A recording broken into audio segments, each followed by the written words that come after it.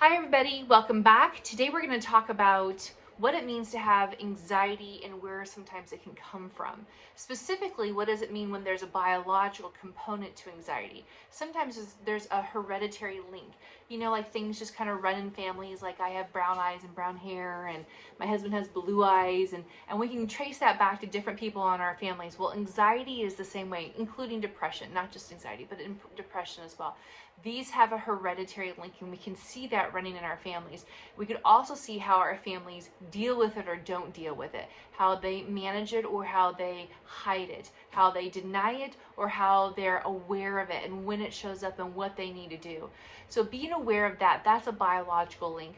There's other biological links that you may not be aware of that also can point to anxiety. For example, a head trauma.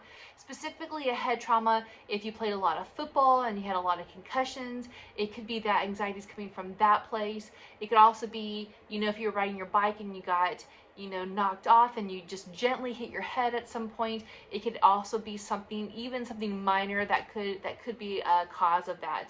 Other biological reasons could be hormonal imbalances, blood sugar, drug abuse, side effects to medications. All those kinds of things are also biological conditions that could link and could cause us to have anxiety. So the question is then, what do I do about it? Well, if it's something that's happening that's genetically within us, definitely need to talk to your doctor because medication may be important to be able to help regulate that level of anxiety.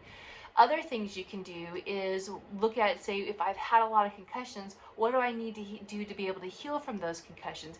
Even though it's been years afterwards, there's still certain things that we can do to help from that. If I have a past history of drug abuse and addiction, that might be where anxiety could be helpful. Where therapy can be helpful to work through that anxiety, to be able to talk about the role anxiety's had within those addictions.